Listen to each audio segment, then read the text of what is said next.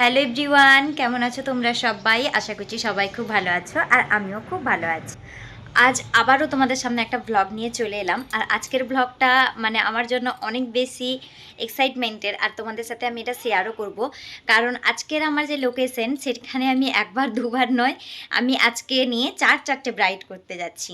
তো একটা জায়গা থেকে যখন আমরা একটা কাজ করে আসি, সেখান থেকে আর একটা কাজ পাই, এটা ন্যাচারাল। কিন্তু সেখান থেকে যখন একই সাথে আবার জানুয়ারিতে কাজ শুরু করেছি, জুনে 6 মাসের মধ্যে 4টা ব্রাইড পেয়েছি, এটা সত্যি আমার কাছে খুবই একটা ভালো বিষয়।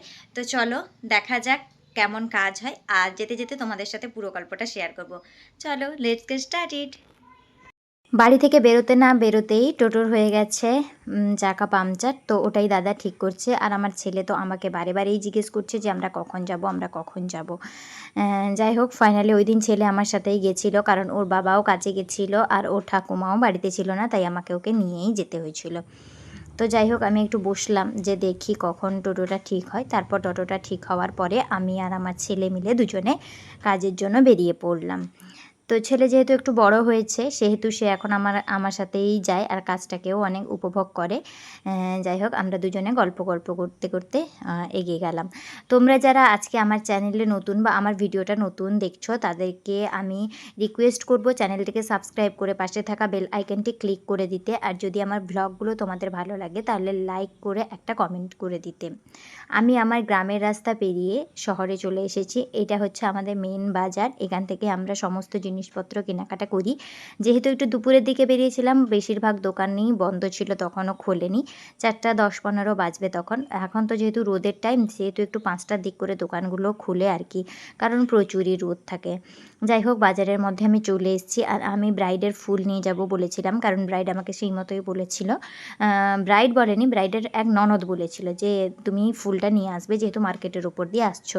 তো যাই হোক, একটা ফুলের দোকান তো বন্ধই ছিল, আমি অন্য একটা ফুলের দোকানে যাই, কিন্তু সেদিন একদম কোনো ফুল ছিল না। মানে কাকিমা জানায় যে ট্রেন লেটের কারণে এখনও অনেক ফুল ঢোকেনি। তো রেড রোজ তো আমি নিতামই না, কারণ ওটা ব্রাইডের শাড়ির সাথে যাবে না। তাই আমি অনেক ভাবনা চিন্তা করার পরে আর কি ওই দুটো সূর্যমুখীই নিলাম। আর ওদের বাড়িতে জুঁই ফুলের চেন ছিল, তো আমি ভাবলাম চলো সেটা দিয়েই হয়ে যাবে। তো যাই হোক, ফুল নিয়ে নেওয়ার পরে আমি একটু খাবারের দোকানে গেছিলাম ছেলের জন্য কিছু চকলেট, স্ন্যাক্স এগুলো নিতে, কারণ ও বাড়ি থেকে খাবার খেয়ে বেরিয়েছিল। সন্ধ্যার টাইমটাতে একটু কেক, বিস্কিট এগুলোই খাবে। তো যাই হোক, আবার আমরা টোটোতে বসে পড়েছি। তারপর এই রাস্তাটা দিয়ে যাচ্ছি। এই রাস্তাটা দিয়ে গেলেই আমার ব্রাইডের লোকেশন পড়বে। আর এই রাস্তাটা আমার অনেকই চেনা, সেদিন কোনো অসুবিধা হয়নি, কারণ আগেই বললাম এখানে আমি 4টে ব্রাইড করেছি। তো আমার কোনো অসুবিধা হয়নি এই জায়গাটাতে খুঁজে পেতে। আর এখানে রাস্তায় হচ্ছে ব্রাইডের ননদ, সেও আমার সাথে যেত। সে নিজের ননদ নয়, মামাতো ননদ, তাই আর কি। তার বাড়িটা একটু দূরে, তো সে আমারই সাথে যাবে বলেছিল। তো আমি দাঁড়ালাম, তারপর ও চলে এলো ওর বাড়ি থেকে। তো এই যে তারপর আমরা দুজনে উঠে গল্প করতে করতে রাস্তায় চলে যাচ্ছিলাম। আর সবাই দেখছিল, কারণ আমি এখানে অনেকবারই এসেছি। যাই হোক, তা আমি, আমার ছেলে আর ও তিনজনে মিলে আমরা অলরেডি লোকেশনের মধ্যে পৌঁছে গেছি।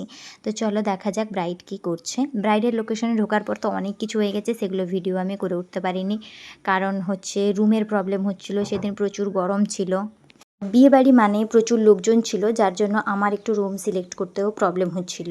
তো যাই হোক, একটা রুম অলরেডি পেয়ে ব্রাইডকে বসিয়ে দিয়েছিলাম। ব্রাইড সেদিন একদম শান্তশিষ্ট ছিল আর একদম চুপচাপ ছিল। হঠাৎ করেই কিছুক্ষণ মেকআপ করার পরে ওর হচ্ছে প্রচুর ঘাম হতে থাকে। তখন আমি ওকে জিজ্ঞেস করি যে মেকআপ তো সেট করা হয়ে গেছে, তোমার কেন এই জায়গাটা থেকে মেকআপটা উঠছে? তখন ও জানায় যে ওর খুবই শরীর খারাপ লাগছিল, ও ঘামছিল, শরীরের প্রবলেম হচ্ছিল। যাই হোক, আমি ওখান থেকে মেকআপটা রিমুভ করে আবার একটু কনসিলার দিয়ে সেট করে দিই। সত্যি কথা বলতে কি, আমিও খুব টেনশনে পড়ে গেছিলাম যে কেন এমন হচ্ছে, কারণ এটা আমার সাথে ফার্স্ট টাইম হচ্ছে, আমার ফার্স্ট এক্সপিরিয়েন্স। আমি অনেক গরমে কাজ করেছি, কিন্তু এটা হয়নি। কিন্তু ফাইনালি মেকআপটা শেষে ফ্ললেস হয়েছিল। আর এই যে দেখো, মেকআপটা ঠিকঠাক হওয়াতে ব্রাইডেও অনেক খুশি হয়ে গেছিলো, যে হাসছিল। আমি তাকে বললাম যে হাসি খুশিই থাকো, তাহলে দেখবে তোমার মেকআপটা আগের থেকে অনেক বেশি ভালো লাগবে। আসলে অনেকটা জার্নি, আগের দিন রাত্রের বিয়ে, তার মধ্যে যদি ওর শরীর খারাপ লাগে, বমি পেতে থাকে, ও বারে বারে ওষুধ খাচ্ছিল যাতে ওর শরীরটা ঠিক থাকে আর কি। ওর মুখটা দেখেই বুঝতে পারবে যে ওর শরীরটা সত্যিই খারাপ ছিল।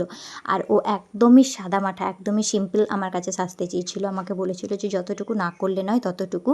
আর আমাকে ওটাও জানায় ও নাকি ওর বিয়ের দিনে এমনকি লিপস্টিকটাও পরেনি, কাজলটাও পরেনি, একদম সিম্পল ছিল।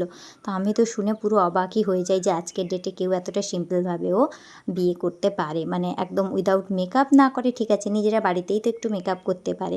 কিন্তু ও জানায় যে ও মেকআপ জিনিসটা একদমই করে না, কারণ ওর এটা ভালো লাগে না, তাই ওকে একদম যেন সাদামাটা সাজানো হয়, যেটা একদম সিম্পল ওকে লাগবে। তো যাই হোক, আমি ব্রাইডের কথাটাকে গুরুত্ব দিয়ে ওর মনের মতনই করে দেওয়ার চেষ্টা করেছিলাম। তো ব্রাইডের তো খুবই পছন্দ হয়েছিল, বাড়ির লোকেরও খুবই পছন্দ হয়েছিল। তোমাদের কেমন লাগলো সেটা অবশ্যই কমেন্ট সেকশনে জানিয়ে যেও। আবারও দেখা হবে নতুন একটি ভিডিওতে। ততক্ষণ ভালো থেকো, সুস্থ থেকো।